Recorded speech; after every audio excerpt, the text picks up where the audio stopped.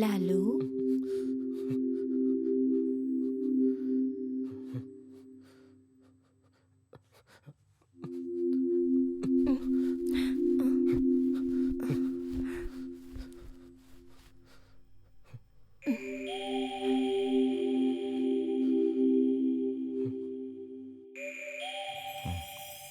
మందాకిని కోపంతో నిండిన తన మొహం. ఛే ఇజ్రుడా, నీ నడానికి బలం లేకపోతే నీ కామాన్ని ఏడ్చి తీర్చుకో. నా ఒంట్లో పడుకోవడానికి నేనేమి నీ తల్లిని కాదు. రాజ్యసభ మంత్రులు, రాజా, సేనాధిపతులు, సిపాయిలు, మల్లర్లు కూర్చున్నారు. మంత్రి రాజుగారి చెవిలో ఇలా చెప్పాడు. మహారాజా, ఈరోజు ఆరోపణతో వచ్చింది ఒక దేవదాసి. తన ఆరోపణ చాలా విచిత్రంగా ఉంది.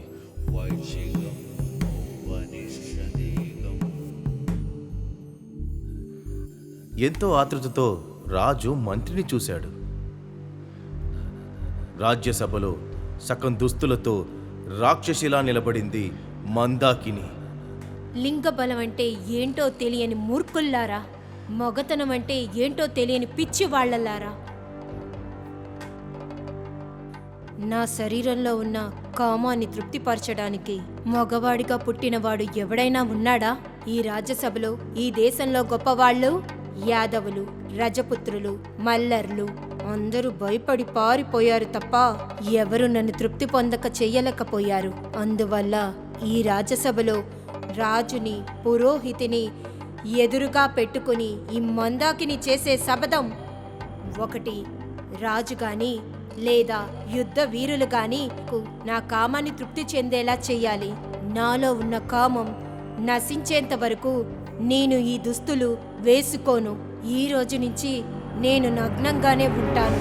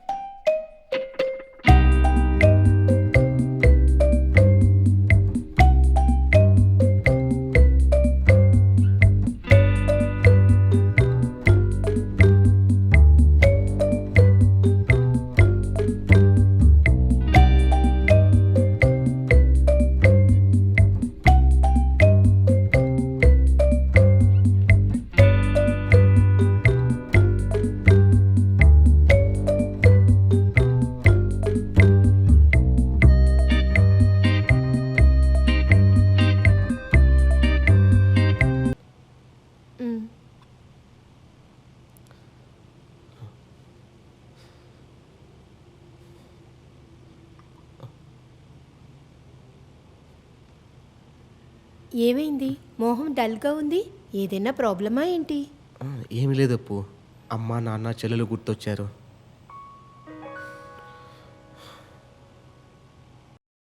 ఫుడ్ రెడీ చేసి పెట్టేశాను. చక్కగా మంచమ్మలాగా కూర్చొని తినేయాలి. సరే నేను వెళ్ళరానా? బాయ్.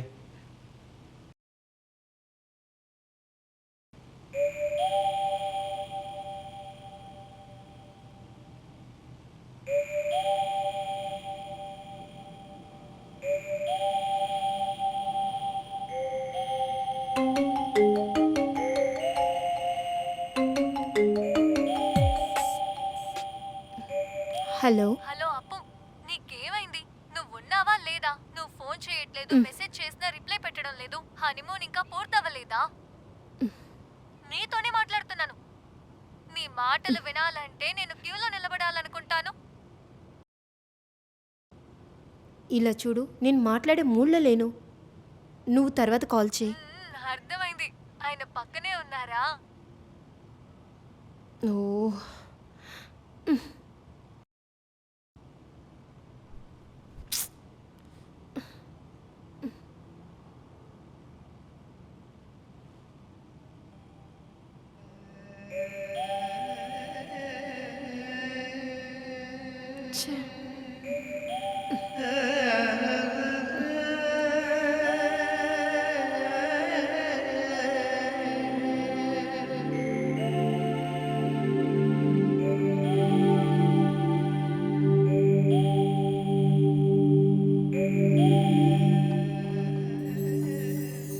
ఒళ్ళు ఎప్పుడూ వేడిగానే ఉంటుంది.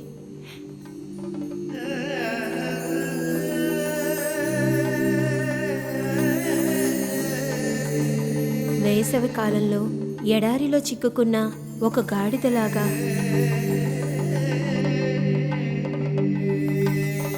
ఎప్పుడూ వేడి, నాలికంతా ఎండిపోయినట్లుగా, చూసే ప్రతి దాంట్లో రంగులు లేనట్లుగా,